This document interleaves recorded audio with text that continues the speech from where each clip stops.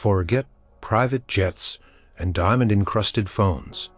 Forget private islands and superyachts. The Habsburg emperors took luxury, power, and public display to a level air, blush, transforming their entire world into a stage where money, influence, and breath toward.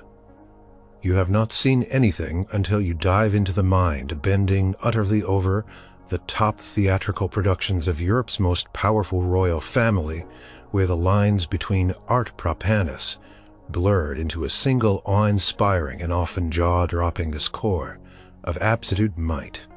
Prepare to be astounded. Number 8. La Guerra et la Paix, War and Peace. 1660. The year was 1660.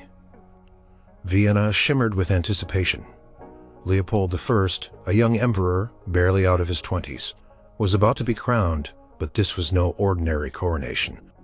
Leopold, a fervent lover of all things grand and artistic, decreed that his ascension demanded a celebration unlike any seen before, a spectacle that would solidify his power and dazzle his subjects and foreign dignitaries alike. The result was La Guerra et la Paix, or War and Peace, not an opera, but a truly mind-bending festa, a cavallo, an equestrian ballet, a performance that turned hundreds of noblemen and their magnificent horses into living, breathing, glittering art. The chosen venue for this equine extravaganza was the Imperial Riding School, an already impressive structure, but for this occasion it was transformed into something beyond recognition. Imagine an arena so vast it could comfortably hold an army. Its ground meticulously leveled and then covered with layers of soft, dark sand and rich crimson velvet, creating a colossal, opulent carpet for the hooves of the horses. Around the perimeter, temporary structures rose, resembling ancient Roman forums and triumphal arches, gilded and painted to mimic marble and bronze. Thousands upon thousands of candles and oil lamps hidden within intricate sconces and elaborate chandeliers ensured that even as dusk settled, the arena pulsed with a warm, golden light, making every surface gleam. The star performers were not just professional dancers or singers, but the crème de la crème of the Habsburg nobility. Hundreds of knights and their pages, all meticulously trained for months, even years for this single monumental event. Each nobleman was clad in custom-made armor, not for battle but for beauty. These were not drab steel suits. Oh no, these were works of art themselves. Picture breastplates, gleaming with polished silver, often intricately chased with gold designs, depicting mythological scenes or imperial emblems. Helmets were topped with magnificent plumes of exotic feathers, some dyed in vibrant blues, reds, and greens, others left in their pristine white, swaying rhythmically with every movement of the horse. Gauntlets and greaves were encrusted with precious stones, not real diamonds or rubies for practicality, but expertly crafted. Glass jewels that caught and refracted the light, sparkling like 1,000 tiny stars. Their mounts, the horses, were equally adorned, their bridles and saddles heavy with silver buckles, embroidered with gold thread and draped in silks that shimmered with every step. The performance itself was a carefully choreographed ballet of precision and power, to the stirring music composed by the imperial Kapellmeister Giovanni Feliceances. The hundreds of horsemen rode in complex geometric formation. They formed living stars, crescents, and interlocking rings, their movements so synchronized it looked like a single colossal organism. Gliding across the velvet floor, they executed intricate maneuvers, charging at each other in mock battles, lances tipped with blunted points, clashing with a muffled clang that echoed through the vast space. Special effects, rudimentary yet astonishing for the time, punctuated the performance. Pyrotechnics, carefully positioned around the arena's edges, erupted in bursts of light and smoke, mimicking the flash and roar of cannons, creating an illusion of true warfare. As the final tableau, the entire assembly of knights would form a magnificent imperial crest, or a giant L for Leopold, illuminated by a final breathtaking volley of fireworks that soared into the night sky. The sheer logistics involved in staging La Guerra y la Pêche were staggering. Hundreds of horses needed stabling, feeding, and daily training. Hundreds of noblemen and their attendants needed housing, costuming, and rehearsals. Tailors, armorers, jewelers, prop makers, stagehands, musicians, and trainers worked tirelessly for months. The cost of materials alone, the vast quantities of silk, velvet, silver, thread, and plumes would have bankrupted a small nation. This was not merely entertainment. It was a living demonstration of the emperor's ability to command immense resources, to coordinate hundreds of powerful individuals, and to present an image of unparalleled wealth and military might. The audience, a mix of Vienna's elite and foreign ambassadors, sat in specially constructed viewing galleries, themselves decorated with plush velvet and brocade, witnessing a display that left them speechless. A true war and peace played out in glittering splendor, all for the glory of a young emperor. Number 7. La Patience of Socrates, con la moglie Xanthippe. The Patience of Socrates with his wife, Xanthippe. 1721. When you think of lavish Habsburg productions, your mind might jump to massive outdoor spectacles, but the daily, or rather weekly, life of the imperial court in Vienna also revolved around an ongoing cycle of exquisitely grand theatrical performances. These were not merely occasional treats. They were a fundamental part of the court's routine, a continuous testament to the emperor's power and taste. One shining example from the reign of Emperor Charles VI, a monarch renowned for his deep love of music and theater, was the serenata titled La Patience di Socrates, con la moglie Xanthippe, or The Patience of Socrates 21. This was a serenata, a type of short, often allegorical or mythological opera, typically performed for specific court occasions like birthdays, name days, or state visits. While not on the scale of an outdoor mega-production, the sheer quality and continuous expense dedicated to these indoor events were breathtaking. The main venue was the Imperial Court Theater, a permanent fixture within the Hofburg. This theater was a marvel of 18th century engineering and artistry. Its interior shimmered with gold leaf, reflecting the light from thousands of beeswax candles arranged in magnificent chandeliers and sconces. The boxes, reserved for the highest nobility, were draped in rich crimson and gold velvet, their railings intricately carved and gilded, offering private, plush vantage points. The stage itself was a masterpiece of illusion. Behind the proscenium arch, layers upon layers of painted backdrops and side flats created incredibly deep and detailed scenes. For the Patience di Socrates, imagine a street scene in ancient Athens, complete with crumbling pillars, bustling market stalls, and distant sun-drenched hills perspective that it truly felt like looking into another world. Then, in a blink often, with a whirring of hidden counterweights and ropes, the scene would transform Bagache into a serene garden courtyard, complete with sculpted fountains and blossoming trees.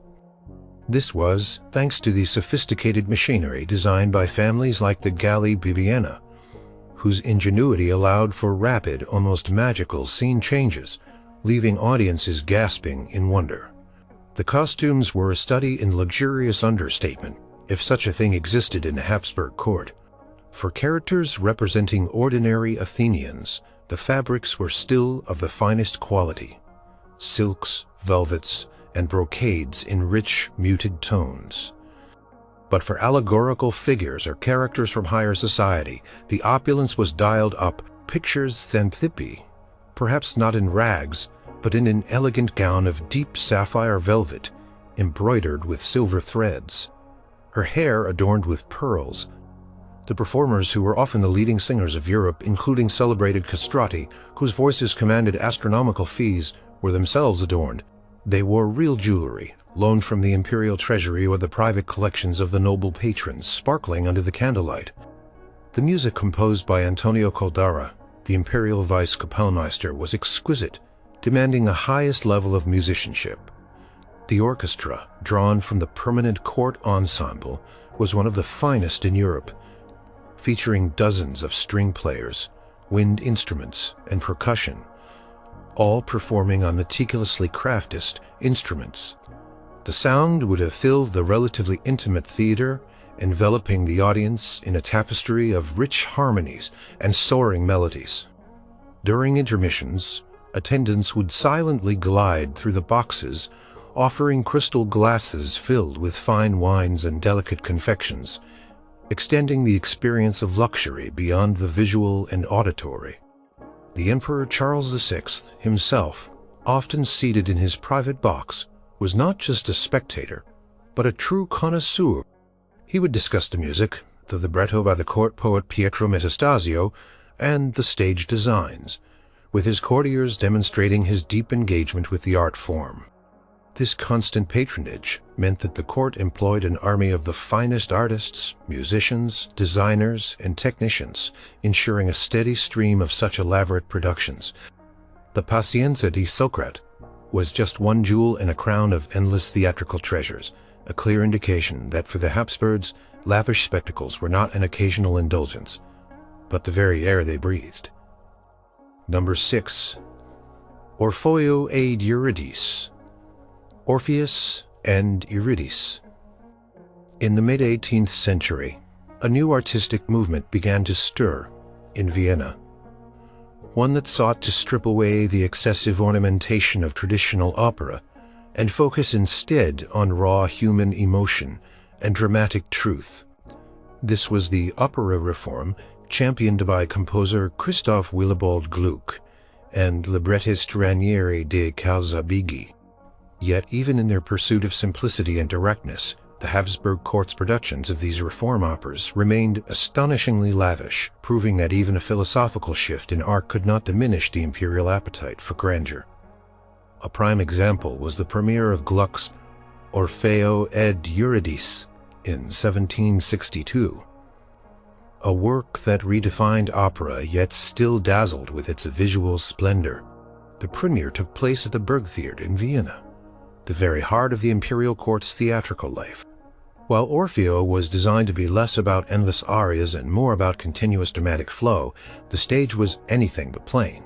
The story of Orpheus descending into the underworld to rescue his beloved Eurydice provided ample opportunity for stunning visual effects, and the Habsburgs, with their boundless resources, seized every single one. Picture the famous Dance of the Furies. The backdrop was a masterful painting of jagged rocks, dark caverns, and glowing fissures hinting at an infernal fire beneath. The lighting, achieved with a sophisticated arrangement of oil lamps and reflectors, would shift from a murky gloom to an angry, pulsing red, creating an unsettling, otherworldly glow. The Furies themselves, the monstrous guardians of the underworld, were portrayed by a large corps of dancers, their costumes meticulously designed to be both terrifying and visually aphidal. They wore tattered, dark robes that billowed and swirled, perhaps adorned with grotesque masks or wild, tangled wigs. Their movements were sharp, angular, and aggressive, conveying a sense of primal rage and despair. As they danced, the sound of the orchestra's pounding drums and dissonant harmonies would fill the theater, creating experience. Then the scene would magically shift to the Elysian Fields, the abode of the blessed spirits. The contrast was deliberate and breathtaking. The dark, craggy underworld would dissolve, replaced by a vision of heavenly beauty. The stage would open up into a vast luminous landscape of rolling green hills, dotted with graceful trees in perpetual bloom. A clear, sparkling stream, likely simulated with shimmering gauze and carefully placed lights, would wind its way through the idyllic scenery. The lighting would become soft and warm, a gentle golden glow illuminating the scene. The blessed spirits were portrayed by a second corps of dancers, their costumes flowing and ethereal in shades of white, pale blue, and soft gold, perhaps adorned with delicate floral garlands. Their movements were graceful and fluid, evoking a sense of eternal peace and harmony. The air, through carefully placed censers, might even have been subtly scented with sweet floral perfumes, adding another layer to the sensory experience. The core of the opera was, of course, the emotional journey of Orpheus, sung by a principal castrato, an artist whose vocal prowess was legendary.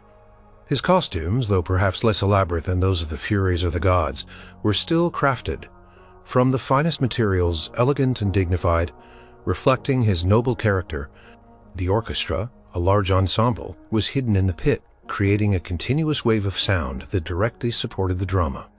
The technical mastery required to execute these rapid and complex scene changes, to manage the intricate lighting cues, and to coordinate the large number of singers, dancers, and musicians was immense. Orfeo ed Eurydice, despite its revolutionary artistic goals, remained a testament to the Habsburg court's unwavering commitment to overwhelming theatrical spectacle, proving that even when seeking emotional truth, they demanded it, delivered with unparalleled visual splendor. Number 5. Alceste, 1767.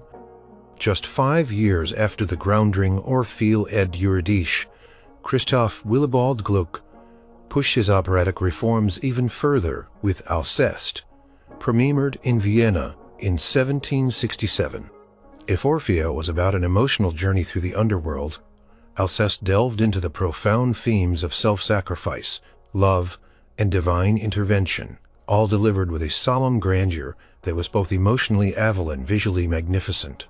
Once again, the Bird Theatre played host, and the Habsburg court spared no expense in bringing Gluck's vision to life with breathtaking spectacle, proving that even a move towards dramatic realism. The opera opens with a scene of profound civic grief. The city of Thessaly is plunged into mourning as its king Admetus lies dying. The stage would have been transformed into a public square dominated by a massive, imposing temple, its columns rising high into the painted heavens. The sets were designed with a stark architectural grandeur, emphasizing the weight of the impending tragedy. The citizens of Thessaly, portrayed by a large chorus, were dressed in muted, somber colors, grays, dark blues, and browns. Their costumes simple but crafted from fine wools and linens, lending an air of authentic desperation. As the chorus lamented, their movements were stylized, yet powerful, conveying a collective outpouring of sorrow. Torches held aloft by stagehands within the wings would have cast flickering shadows across the scene, creating a somber, almost ritualistic atmosphere. One of the opera's most powerful moments is Alceste's decision to offer her own life to save her husband. This is followed by a solemn procession to the underworld. The stage would again transition, perhaps through a darkening of the lights and a slow reveal of a new stark backdrop into a desolate rocky landscape, hinting at the entrance to Hades. For the scene where Alceste confronts the Furies and is ultimately saved by Apollo, the special effects were crucial. The Furies, like in Orfeo, would have been a terrifying sight, their dark, tattered costumes and wild movements amplified by a pulsating, fiery red light that seemed to emanate from the very depths of the stage. Then, in a coup de theater, Apollo, the god of light and healing, would make his grand appearance. Imagine the stage suddenly filled with blinding white light created by hundreds of reflectors, focusing candlelight onto the exact spot. Apollo himself, often portrayed by a principal male singer, would descend from above the stage on a magnificent gilded chariot, pulled by invisible wires, perhaps adorned with shimmering gauze to simulate clouds.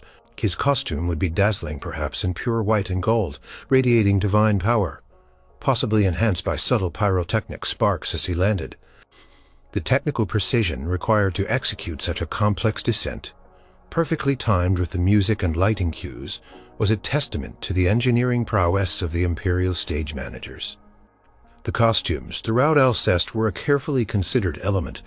While Gluck aimed for less fuss, the materials were still of the highest quality. Alceste's own costumes would have reflected her emotional journey. Period somber, fabrics, and then transitioning to simpler, more austere garments as she prepared for Seppler, Comber Stepfer. The orchestral forces were substantial, providing a powerful driving accompaniment that underscored the opera's intense drama. Alceste was not just a groundbreaking work of operatic reform, it was a testament to the Habsburg court's continued belief presented with an accompanying, overwhelming visual and oral splendor that left audiences completely immersed in the unfolding tragedy. Number 4. Il trionfo di Clelia. The Triumph of Clelia. 1762. The year 1762 was a busy one for imperial celebrations. Besides the premiere of Gluck's Orfeo, Vienna also played host to another colossal operatic production, Johann Adolf Hasse's Il Trionfo di Clelia, or The Triumph of Clelia. This particular opera was commissioned for an event of immense political and dynastic importance, the marriage of Archduke Leopold, son of Empress Maria Theresa, to Infanta Maria Luisa of Spain. Such a union demanded not just a celebration but a declaration of power, wealth, and sophisticated taste, and Il Trionfo di Clelia delivered all three in spades. The chosen venue was once again the Burg Theater, which for such a momentous occasion would have been meticulously prepared and perhaps even temporarily redecorated. To reflect the heightened festivity, imagine the already gilded and opulent interior augmented with additional draperies of shimmering silk and velvet in the imperial colors, perhaps even specially woven with the monograms of the bride and groom.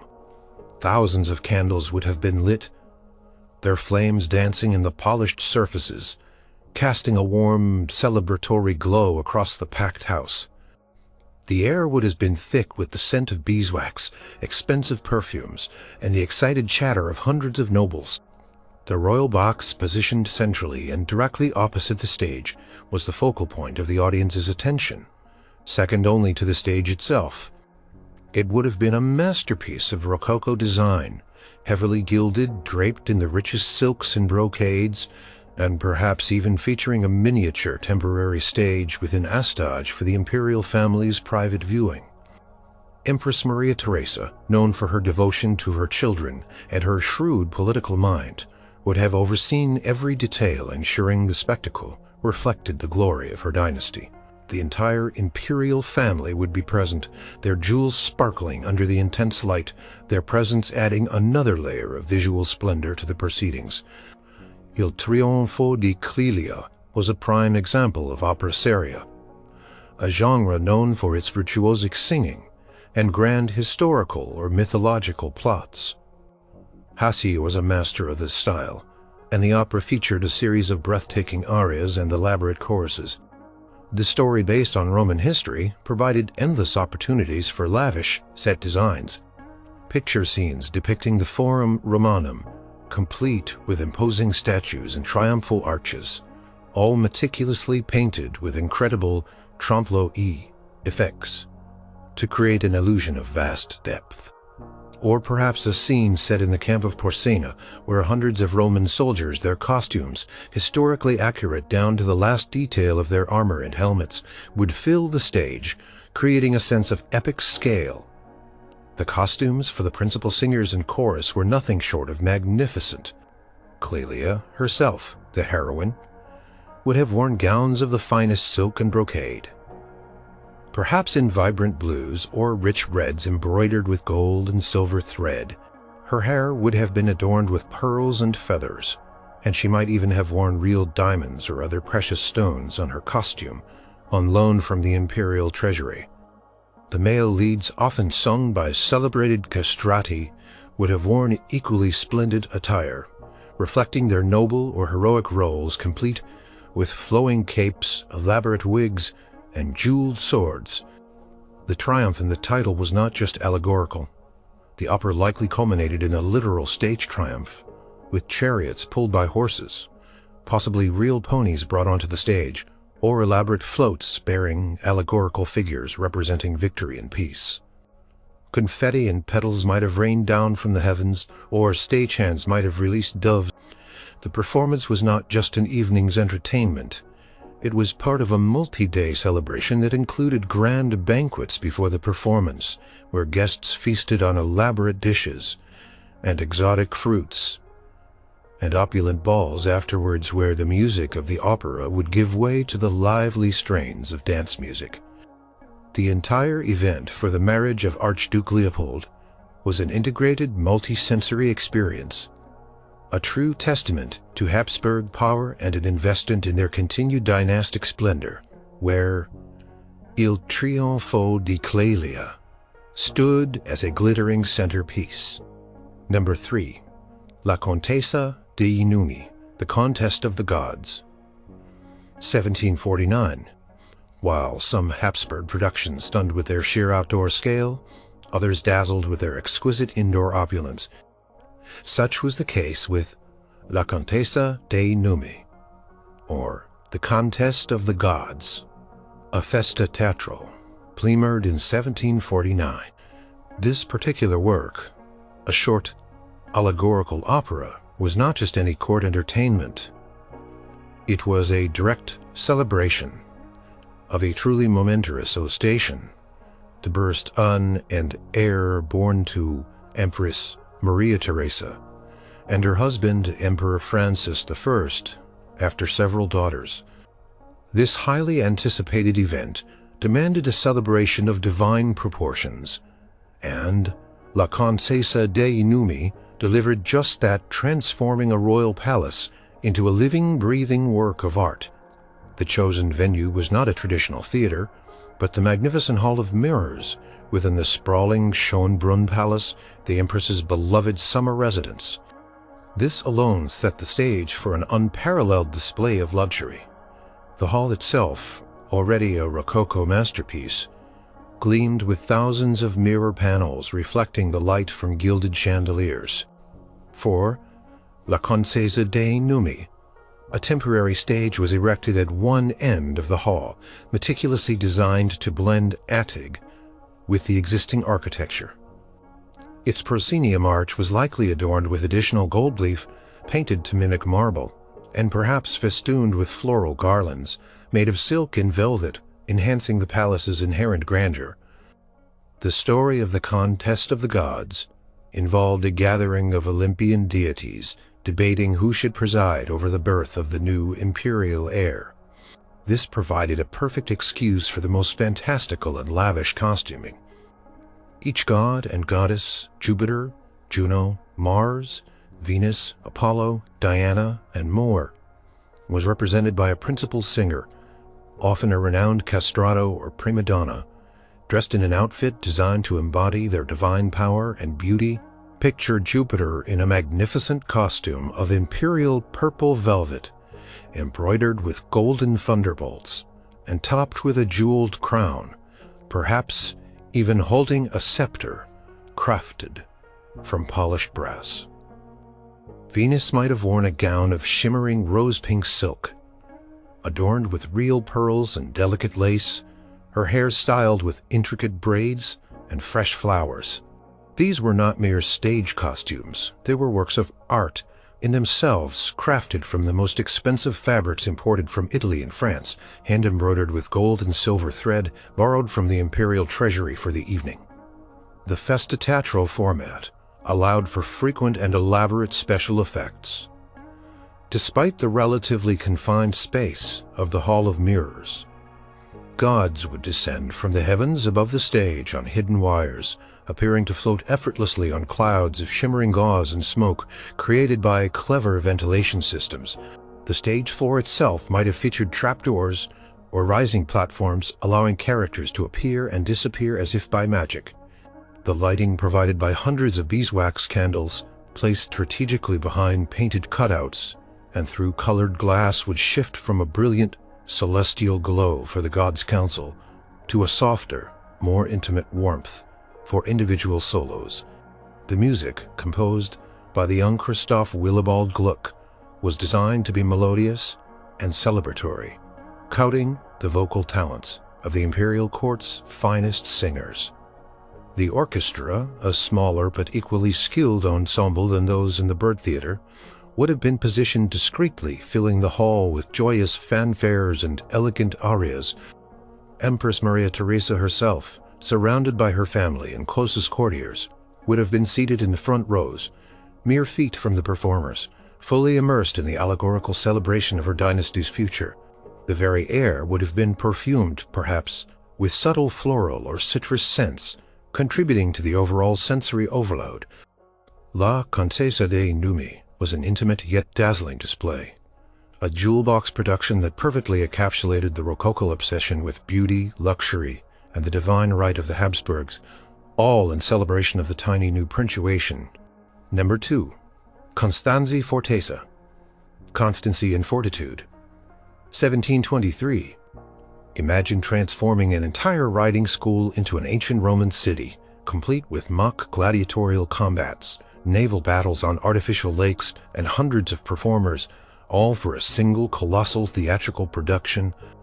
This was Costanza e Fortezza, or Constancy and Fortitude, an opera serenata by Johann Joseph Fox, premiered in 1723. In Prague, this monumental spectacle was commissioned by Emperor Charles VI, a true opera fanatic, to mark his coronation as King of Bohemia, an event he intended to be not just a political formality, but an artistic and military triumph of unimaginable scale. The venue was the Hajcin Riding School in Prague, a vast space that normally served for equestrian training. For Constanza e Fortezza, it underwent a complete and mind-boggling metamorphosis. Architects and engineers worked for months to construct an enormous temporary stage set that occupied almost the entire area. They built multi-story structures designed to resemble the Roman Forum, complete with colossal columns, arches, and grand staircases, all painted with incredible trompe-l'oeil effects to simulate weathered marble and bronze. Statues of Roman emperors and gods, some dozens of feet high, overlooked the proceedings. At the very center, an artificial lake was dug and filled with water, large enough to float several full-sized galleys. This was not just a backdrop. It was a functional, interactive environment. The sheer number of participants was staggering. Over 700 performers took part, a mix of professional singers, dancers, actors, and hundreds of imperial soldiers pressed into service as Roman legions, gladiators, and citizen. And then there were the animals. Over 100 horses, meticulously trained for the mock battles and processions, and even live wild animals, brought in for added effect, perhaps to represent the beasts of the arena. The performance itself lasted for several hours and unfolded like a living, breathing epic. Picture the opening scene. Roman legions, clad in meticulously crafted armor, their plumed helmets gleaming, marching in perfect formation onto the stage. Their movements choreographed to the stirring music of Fox. Then the gladiatorial combats would begin. Not real fights, of course, but highly theatrical duels between skilled performers, their movements precise and dramatic, engaging the audience in the simulated danger. The naval battle scene was a particular marvel. The artificial lake became the stage for meticulously constructed miniature warships, complete with functional sails and oars. These vessels, adorned with colorful flags and intricate carvings, engaged in mock combat, cannons, pyrotechnic effects, firing, and smoke billowing across the water. The logistics of moving these boats and coordinating the sailors on board would have been a nightmare. Yet it was executed flawlessly. The costumes were a study in historical ambition. Every Roman soldier, every senator, every citizen was dressed in an outfit that aimed for archaeological accuracy within the limitations of the time. All crafted from fine linen, silks, and wools in rich colors appropriate for a Roman setting. As night fell, the entire Roman city would come alive with thousands of torches and lanterns, their flickering flames casting dramatic shadows and highlighting the intricate details of the sets. The final act often culminated in a massive fireworks display, rockets exploding above the Hajjichin, showering the transformed riding school and the Prague sky with bursts of color that reached into the heavens. The cost of Costanza e Fortezza was astronomical. Materials, labor, food, housing for the performers and animals, transportation. It represented an investment that dwarfed the annual budgets of many smaller European states. It was not merely an opera, it was a grand statement of Charles VI's imperial might, a fleeting, magnificent dream conjured into reality for one unforgettable coronation. Number 1. Il Pomodoro, the Golden Apple, 1668. When you talk about the absolute pinnacle of Habsburg theatrical extravagance, one name reigns supreme: Il Pomodoro, or the Golden Apple. This opera, composed by Marx Antonio Sesti with a libretto by Francesco Sbarra, premiered in 1668, was not merely a performance, it was a declaration of ethnological ambition.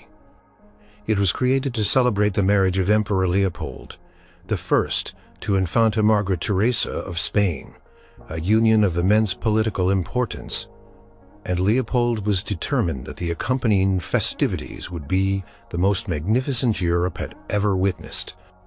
Il Pomodoro was so grand, so monumental, that it could not be contained within an existing theater. So Emperor Leopold did what any truly lavish monarch would do. He commissioned the construction of an entirely new temporary theater, specifically for this opera. This was the Theater auf der Cortina, a colossal structure built near the Hofburg Palace in Vienna. Imagine a building so large it could comfortably seat several thousand spectators, its interior gleaming with gold leaf, frescoed ceilings, and walls draped in shimmering silks and velvets. Every surface was designed to reflect light, amplifying the glow from thousands of beeswax candles, creating a dazzling, almost blinding spectacle even before the curtain rose. The opera itself was divided into a staggering 24 acts and was so long that it had to be performed over multiple days. Its plot, involving the judgment of Paris and the origins of the Trojan War, provided endless opportunities for mythological spectacle. And spectacle it was. The stage, machinery, for Il Pomodoro was legendary. It boasted over 50 individual scene changes, each more elaborate than the last. Imagine, a peaceful pastoral landscape could transform in moments into a raging inferno, complete with simulated flames and smoke effects. A serene ocean scene, complete with real water and miniature ships, could give way to an aerial ballet of gods flying on chariots through painted clouds. The most famous machine was a massive contraption capable of lifting a full-sized chariot with multiple performers along with Jupiter's eagle high above the stage, seemingly defying gravity. Special effects included lightning flashes, thunderclaps, and even simulated earthquakes, all designed to immerse the audience completely in the fantastical world. The costumes for Il Pomodoro were beyond opulent. There were thousands of them, each a unique masterpiece. The gods and goddesses wore outfits crafted from the finest silks, velvets, and brocades imported from Venice and Lyon, hand-embroidered with gold and silver thread, adorned with real pearls, gemstones, and intricate lace. Picture Juno in a gown of peacock blue silk, her train embroidered with shimmering eyes, or Venus in flowing diaphanous white, adorned with strings of pearls. Even the costumes for the minor characters, the nymphs, shepherds, and soldiers, were made from expensive materials and meticulously detailed. The sheer volume of precious fabrics, threads, and jewels consumed for this single production would have amounted to a king's ransom.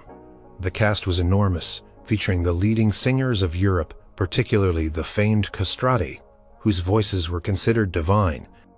They were supported by a vast chorus, dozens of dancers, and an orchestra of hundreds of musicians, all playing on the finest instruments.